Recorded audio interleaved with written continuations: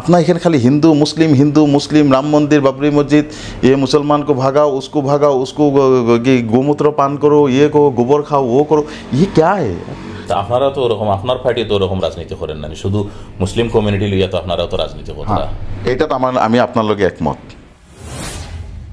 তো আপনারা যেহেতু আপনি মানে AUDF পার্টির স্টেট লেভেল লিডার ওই হিসাবে এখন আপনার কাছে আরেকটা কোয়েশ্চেন হইল গিয়া ধুবড়ি নোয়াগাঁও করিমগঞ্জ তিনটা জায়গাতে আপনারা ইলেকশন কন্টেস্ট করা তিনো সিটের মধ্যে সবচেয়ে বেশি জিতার চান্সেস কোনটাতে আপনারা সুপ্রিয় শ্রোতামণ্ডলী বরাকণ্ঠর ব্যবস্থাপনায় আজকের অনুষ্ঠানে লোকসভা 2024 আপনারা স্বাগতম আজকে আমরা স্টুডিওতে উপস্থিত হইছেন এমন একজন ব্যক্তি যিনি সুদূর মানে আপার আসন থেকে গুয়াহাটি হইয়া এখানেও আজকে আইসেন আমরা অফিসও তাই বিগত 2 দিন থেকে মানে বরাক সফর আসেন তাই নইলে গিয়া তার পরিচিতি হইল গিয়া AIUDF পার্টির স্পোক্স পার্সন তথা AIUDF-এর যুব মোর্চার সেন্ট্রাল প্রেসিডেন্ট তার নাম হইল মিস্টার জাহিরুল ইসলাম আপনারে বরাকণ্ঠত স্বাগতম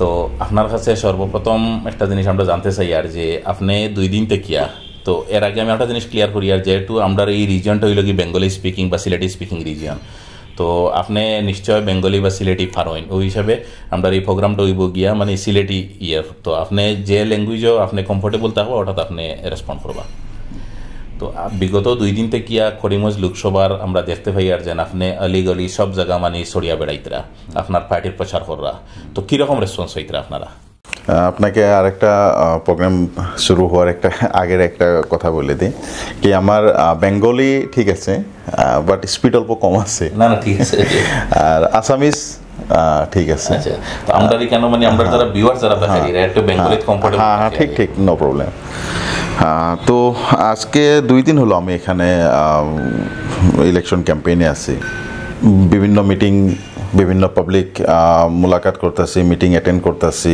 পাবলিকের লগে কথাবার্তা চলতেছে তো যেভাবে দেখতেছি এখন আজ পর্যন্ত ফিল্ড মোটামুটি 50-50 হয়ে রয়েছে আর ইলেকশনের আমগর গ্রাফ এখন ক্রমান্বয়ে উপরে যাইতেছে ইলেকশনের জন্য বেশ কয়েকদিন আছে আরও তো আমরা বিলকুল আশাবাদী যে এইবার করিমগঞ্জে প্রায় 60 বছর 70 বছর পরে একটা সিট করিমগঞ্জের মানুষে নিজের মানুষ জিতানির জন্য সুযোগ পাইছে চান্স পাইছে তো আমরা ভাবি করিমগঞ্জের সম্মানীয় জনসাধারণে ওরা ভাবুন কি আমরা এই সিটটাতে যে ক্যান্ডিডেট প্রক্ষেপ করছি ওই ক্যান্ডিডেট ওনাদের মানুষ করিমগঞ্জবাসীর মানুষ করিমগঞ্জের জনগণের মানুষ করিমগঞ্জের জনগণের লগে থাকা মানুষ আর ওনাকে এসবার জিতাই দিব তো আপনি কতটুকু আশাবাদী কারণ সেম জিনিস তো কংগ্রেস পার্টিও কর যে আমরাও যারা মানে প্রতিনিধি বা আমরা যারা নমিনেট করছি এও করিমগঞ্জের মানুষ একজন যদিও তান মানে প্রফেশনালি তাই গুয়াহাটিত মানে তান প্র্যাকটিস করতে লাগে ওই হিসাবে গুয়াহাটি তখন বাট অরিজিন তো তাইনও করিমগঞ্জের মানুষ তো আপনি যেটা কইতরা যে করিমগঞ্জের মানুষে করিমগঞ্জের একজন প্রতিনিধি আপনারা দল থেকে পাইছে সেম কংগ্রেসেও তো তারা দল থেকে দিছে একজন করিমগঞ্জের মানুষ এখন রইল বাদ কংগ্রেস আজকের দিনে আসামে আসেনি আজকের দিনে কংগ্রেসের এক্সিস্টেন্স আসামে আছে নাকি এইরকম একজন মানুষ আছে নাকি যেজনে 100% নিজেকে কইতে পারে হ্যাঁ আমি কংগ্রেসে থাকবো আমরা কয়েকদিন আগে খুব ক্লোজলি আসামের জনসাধারণ অবজার্ভ করে দেখতেছে কি আগা দিনা পাবলিকের সামনে আয়া টিভিতে আয়া বড় বড় লেকচার দিত কংগ্রেসের পক্ষে কংগ্রেসের লগে জান দিতাম কংগ্রেসের লেগে রক্ত দিতাম কংগ্রেসের লেগে ইটা করতাম উতা করতাম কিন্তু পরের দিন যায় হিমন্ত বিশ্বের সঙ্গে বসে বাস বিজেপি আপনাদের এইখানের একজন জনপ্রতিনিধি কমলাক্ষ দে পুরকাস্ত উনি আসাম বিধানসভা যখন চলতো আসামের যে কোনো ইস্যুতে উনি বিজেপিকে কীরকম গালিয়াইতো কীরকম প্রতিবাদ করতো তখন সবাই ভাবতো কমলাক্ষ একজন খুব বালা কংগ্রেসী কিন্তু ওই কমলাক্ষ যে হাফিজ রশিদ চৌধুরী সাহেবকে ক্যান্ডিডেট দেওয়া লাগে বলে AICC কে স্পেশাল লেটার পাঠাও এআইসিসিকে স্পেশাল রিকোয়েস্ট করা কমলক্ষ দেব, যে এআইসিসিকে বলেছিল কি আমি দায়িত্ব নিয়ে হাফিজ সাহেবকে জিতাই দিব, সেই কমলক্ষ দেব এক রাত পরে যায় বিজেপি জয়েন করলো। তো এইরকম মানে কংগ্রেসে এখন কে কংগ্রেস কে বিজেপি এটা পাবলিকের ধরতে পারতেছে না। অ্যাকচুয়াল কংগ্রেসকে আর কংগ্রেসে থাকে বিজেপিকে, মতলব পাবলিক কনফিউজ। এখন পাবলিকে কাক বিশ্বাস করবে? যে আজকে কংগ্রেস কংগ্রেস করতেছে কালকে যে বিজেপি জয়েন করতো, এখন যে কংগ্রেসের ক্যাম্পেইন করতে আসতো কাল যায় আবার বিজেপি ক্যাম্পেইন না করতো, তার কি গ্যারান্টি আছে? তো পাবলিক এখন কনফিউজ, সেই জন্য পাবলিকের কংগ্রেসের প্রতি আস্থা নাই, কংগ্রেসের কথার প্রতি কোনো আস্থা নাই, ওনাদের প্রতিশ্রুতির প্রতি কোনো আস্থা নাই, ওনাদের লিডারশিপের প্রতি কোনো আস্থা নাই। যার জন্য আমরা কইতা কি এইবার ইলেকশনে করিমগঞ্জবাসীর রাইজে সম্মানিত জনসাধারণে এআইডিএফের পক্ষে যাবে, এআইডিএফের ক্যান্ডিডেটে জিতাবে। আর এআইডিএফের যে স্ট্যান্ড, এই স্ট্যান্ড ক্লিয়ার। আমরা আসামের সংখ্যালঘু জনগণের পক্ষে আছি, ওনাদের অধিকার স্বাধিকার, ওনাদের সম্মান, ওনাদের অস্তিত্বর লড়াই করি। আর আগামী পর্যন্ত যতদিন থাকবো ততদিন জনসাধারণের পাশে দাঁড়িয়ে ওনাদের অস্তিত্ব, ওনাদের সম্মান, ওনাদের মর্যাদা, ওনাদের অধিকারের কথা কয়ে যাব। এটার কোনো আপোষ নাই। এটা আসামের মানুষে বিগত দিনেও দেখছে, আজকেও দেখতেছে, আর আগামীকালকেও দেখবে। যার জন্যে এআইডিএফের পক্ষে আসামের এই 3 সিট আমরা আরেকটা ক্লিয়ার স্ট্যান্ড। আমরা কইছি কি যে আমরা বিজেপিকে প্রতিহত করতে চাই, তার জন্যে আমরা মাত্র আসামের 3টা সিটে ইলেকশন খেলি, ধুবড়ি, নগাঁও অ্যান্ড করিমগঞ্জ। হালাকি আমাদের দরং উদালগুড়ি যেটা সিট, এই সিটটার আমাদের এমএলএ আছে, ওই সিটে আমরা সেকেন্ড পজিশনে ইলেকশনে, আমরা ওই সিটে ইলেকশন খেলি নাই। কাজিরঙা যে সিট, ওই সিটে সিরাজউদ্দিন আজমল সাহেব এমএলএ, ওই সিটের আন্ডারে বিন্না গান্ধী সমষ্টি, এখন নতুন বিন্না গান্ধী। তারপর আমরা কাজিরঙা ইলেকশন খেলি না, অনলি বিকজ অফ বিজেপিকে প্রতিহত করতে লাগে। আর 11টা সমষ্টি কংগ্রেসের জন্য আমরা ছাড়িয়ে দিচ্ছি যে আপনারা ফাইট করুন, জিতুন, আমাদের যত সাপোর্ট আছে আমরা আপনাকে দিয়ে দেব, বাট কন্ডিশন একটা, বিজেপিকে হারাইতে লাগবো। আর এই যে 3টা সিট, এই 3টা সিটে আমরা বিজেপিকে হারাইয়ে দেব, এটা আমাদের গ্যারান্টি। কিন্তু কংগ্রেসে করতেছে কি, এই যে 11টা সিট ওনাদেরকে ছাড়িয়ে দিলাম, এই 11টা সিটে ওনাদের কোনো কুচকাওয়াজ নাই, কোনো ধরনের ক্যাম্পেইন নাই, কোনো কুচকাওয়াজ নাই। যে ক্যান্ডিডেট দিচ্ছে রিজেক্টেড ক্যান্ডিডেট দিচ্ছে যাতে বিজেপি জিতে যায়। আর ওনাদের সমস্ত শক্তি লাগাইয়া কোথায়? করিমগঞ্জ, ধুবড়ি, নগাঁও, যেখানে মাইনরিটি মানুষ। আপনারা যে এই যে 3টা সমষ্টিতে আপনারা ক্যান্ডিডেট দিচ্ছেন, আপনারা তো যদি জিতেন 3 জন, তো শুধু আপনারা 3 জনও এমপি থাকবা। এখন সেম জায়গায় যদি কংগ্রেস জিতে, তাইলে তো তারার পার্টিতে একটা তো এক্সট্রা একটা অ্যাডভান্টেজ হইব না? তারার তো নিশ্চয়ই আরো পুরো অল ওভার ইন্ডিয়া থেকে আরো 100-150 মতো যদি ফাইলায়, তাইলে তারা ওটার লগে আর নাম্বার 3টা অ্যাড হইব। কিন্তু আপনারা তো এই চান্সেস তো নাই, আর কোনো জায়গা থেকে আপনারা কোনো এমপিও ফাইতা নাই। কংগ্রেসে এখান থেকে 3টা জিতার পরে কি হইব?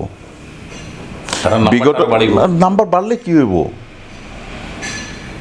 নাম্বার বাড়লে কি হইব? আসামের থেকে তো বিগত লাস্ট ইলেকশন তো 3টা জিতে গেছিল, কিন্তু আসামের মাইনরিটি মানুষের উপরে লাস্ট 5 ইয়ার্স, অনলি এমপি কার্যকাল বলি আমি, লাস্ট 5 ইয়ার্সে কত বিপদ গেল, কত মানুষ মারি দিল বিজেপি, কত মানুষ ইভিক্ট করে দিল, কত মানুষকে অত্যাচার করলো, কত মুভলেন্সিং হলো। কোনজন কংগ্রেসি লিডার এমপি পার্লামেন্টে যায় দাঁড়াইয়া ইয়ার প্রতিবাদ করলো? কোনজন? আপনার দলে কিতা করছে? আমার দলে কিতা করছে ইয়া পুরা পাবলিকের সামনে। একমাত্র বদরুদ্দিন আজমল যে মুভলেন্সিংয়ের বিরুদ্ধে পার্লামেন্টে সিংহর মতো গর্জন করছে, যে ইভিকশনের বিরুদ্ধে গর্জন করতেছে, ইভিক্টেড জায়গাত বদরুদ্দিন আজমল নিজে যাইতেছে, ইভিক্টেড মানুষের ব্যবস্থাপনায় ওই মানুষগুলোর খাওয়া লোয়া, ওই মানুষগুলোর যে দুরবস্থায় থাকতেছে ওনাদেরকে কীরকম করে অল্প সাহায্য দেওয়া যায়, ওনাদেরকে কীরকম করে রাখা যায়, এই সমস্ত ব্যবস্থা উনি করতেছে। ইভিকশন না করার জন্যে যত গভর্নমেন্টকে প্রেসার দেওয়া লাগে প্রেসার দিতেছে। ইভিকশন না করার জন্যে কোর্ট মাধ্যমে যে করা লাগে আজমল সাহেব করতেছে। এটা পুরো আসাম দেখতেছে। অত বড় ধলপুরে উচ্ছেদ হইল, কংগ্রেস যায় খালি ওখানে বুকের জামা ফাড়ার বাইরে টাকা একটা সাহায্য করলো নি মানুষকে? রিহ্যাবিলিটেশনের জন্য কিছু করলো নাকি? আজ এতদিন হয়ে গেল, এখন কংগ্রেসে কিছু আওয়াজ আসেনি? তা আমরা তো ডেইলি বলি, ডেইলি লাগিয়া ওই মানুষকে রিহ্যাবিলিট করা, ওনাদেরকে কি বলি কয় পার্মানেন্ট সেটেলমেন্টের জন্য যা করা লাগে, যে লেভেলে প্রেশার দেওয়া লাগে আমরা তো দিই না। এখানে করিমগঞ্জে তো কি যে লোকসভার যিনি প্রার্থী তাইন কইছেন যদি তাইনে ভোট দেব বা তাইন জিত হইন তাইলে পার্লামেন্টে গিয়া তাইন একলা এই সবগুলার মোকাবিলা করবা। ডেফিনেটলি। আর সে এইগুলার এক্সাম্পল অলরেডি দিয়ে দিছে। আমি যে আপনাকে বললাম যে কংগ্রেসের 3 জন এমপি থাকার পরেও একটা মুখ দিয়ে শব্দ বাড়িল না, কিন্তু আমাদের পারুল চৌধুরী সে এমপিও না এমএলএও না, পাথারকান্দিতে উচ্ছেদ হয়েছে, ওই মানুষকে নিয়া 25 বিঘা জমি কিনিয়া 45টা ঘর বানায় পারুল চৌধুরী দেয়। That's why I am saying that. আপনারা কিতা লাগে ওই যে তাই যেটা ইনিশিয়েটিভ যেটা নিছিলা এই পাতারকান্দি সমষ্টি যেটা উচ্ছেদ হয়েছিল, ইভিকশন হয়েছিল, এই মানুষগুলারে যেন তাই কেন বাড়িঘরের ব্যবস্থা করিয়া দিছেন, এটাও আপনারা কিতা সবচেয়ে বড় advantage? Morning choose the day, morning choose the day. আবার আপনার কাম করার ইচ্ছা থাকে, জনসাধারণের প্রতি যদি আপনার দায়বদ্ধতা থাকে, কাম করার যদি ইচ্ছা থাকে, তো আপনার কাম কাজগুলো রিফ্লেক্ট হতো। তো তার কাম কাজে রিফ্লেক্ট হয়েছে কি আগামী দিনে সে জিতে যাওয়ার পরে জনসাধারণের কাজ করতো, সেটা তার কামে রিফ্লেক্ট হয়েছে না? নি হয়েছে তো হয়েছে। কিন্তু এমপির তো হাত যে শুধু যেন জনগণের সেবা করা এটাও তো নাই, এটা ছাড়াও তো পার্লামেন্টের ভিতরে গিয়া ল মেকিং পলিসিত কন্ট্রিবিউশন করা, তো এটা তেন কতটুকু করতে পারবা? নট অনলি এমপি, বিধায়ক। বিধায়ক শব্দটার অর্থ হলে যে বিধি বানায়, যে আইন প্রস্তুত করে, যে বিধি বানায়, তাকে বিধায়ক বলে।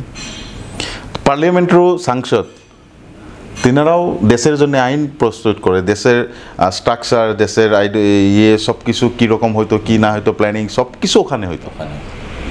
তো ওখানে এখন যদি আপনাকে বলি, তো ল বানানোর জন্যে বা আইন বানানোর জন্য যে অকল আইনজীবী হওয়া লাগবো সেটা তো কোনো কথা নাই, আসেনি।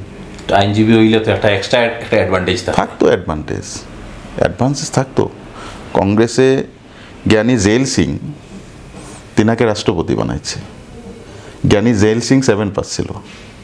বা যে আইন পার্লামেন্টে বানাইতো সে আইন লাস্ট সিগনেচার কে করতো, মোহর কে মারতো? রাষ্ট্রপতি, প্রেসিডেন্ট মারতো না, প্রেসিডেন্ট। বাট তিনি ছিল 7 পাস। তখন রাজনীতি তার উপর ডেমোক্রেসির বিউটি, ওইটাই হলো ডেমোক্রেসির বিউটি। জনসাধারণকে যাকে চায় তাকে বানাইব। রাজনীতিত বহুত বেশি এডুকেটেড হওয়ারও প্রয়োজন নাই, আর আমি এইটাও প্রিফার করি না কি বিলকুলই কিছু না জানো, জানাও লাগে আর পাবলিকের লগে টাচও থাকা লাগে। আপনি বহুত বেশি এডুকেটেড কিন্তু পাবলিকের লগে টাচ নাই। কমন পিপুলে আপনার বারান্দায় উঠতে গেলে যে 100 বার ভাবা লাগে, 100 বার ভাবা লাগে। বাট আপনি অল্প শিক্ষিত বা গ্র্যাজুয়েট বা মাস্টার ডিগ্রি হোল্ডার, পাবলিক আপনাকে যখন চায় তখন আপনাকে পায়, যে মনের ইচ্ছা তাকে বলতে পারে। আমি বহুত বেশি এডুকেটেড, পাবলিকে আমাকে কথা কওয়ার আগে কমসে কম 100 বার চিন্তা করতো কী বা কয়, কী বা না, ওই টাইপের আমাকে ভোট দিব কি? ওই টাইপের হলে মানে আপনি ওটাও হইতে চাইতরা ফ্লেক্সিবল হওয়া লাগবে, মানে ওরকম একজন মানুষের মাঝে ওরকম কোয়ালিটি থাকতে লাগবো যার পার্লামেন্টের ভিতরে কন্ট্রিবিউশন থাকতো আর সোসাইটিতেও কন্ট্রিবিউশন থাকতো। মানুষ বিপদে আপদে সময় ওরকম মানুষ আপনি মনে করেন হইলে ভালো। এক্স্যাক্টলি। তো এই দিক দিয়ে আপনি কি তা মনে করেন আপনারা ক্যান্ডিডেট এই দিক দিয়ে কতটুকু আগে আসেন? আমাদের candidate educated, he is also master degree holder, he is also law degree holder. আর কমন পাবলিকের লগে ওনার টাচ বহুত ভালো, সাধারণ মানুষের লগে টাচ বহুত ভালো। সব মানুষ ওনার কাছে আসতে পারে, সব মানুষ ওনাকে মিলতে পারে, সব মানুষ ওনার গলায় হাত দিতে পারে, কাঁধে হাত দিতে পারে।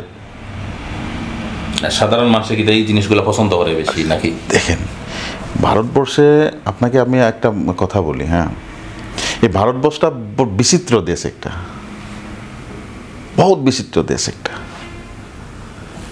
এই ভারতবর্ষে যে সংবিধান বানাইছিল ডক্টর ভীমরাও আম্বেদকরজি, উনিও প্রথম ইলেকশন হারিয়ে গেছে, কিন্তু 1952 জেনারেল ইলেকশন উনি হারিয়ে গেছে। এটা সেই জন্যই বলি, এটা হল ডেমোক্রেসি। পাবলিকে যা ডিসিশন নিব দ্যাটস ইজ রাইট।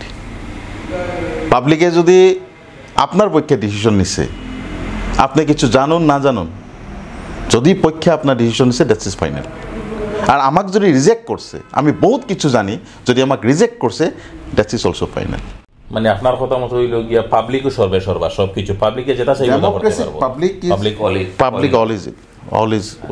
তো আপনার যেহেতু আপনি মানে AUDF পার্টির স্টেট লেভেল লিডার, ওই হিসাবে এখন আপনার কাছে আরেকটা কোয়েশ্চেন হইল গিয়া, ধুবড়ি, নোয়াগাঁও, করিমগঞ্জ তিনটা জায়গাতে আপনারা ইলেকশন কন্টেস্ট করা, তিনও সিটের মধ্যে সবচেয়ে বেশি জিতার চান্সেস কোনটাতে আপনারা?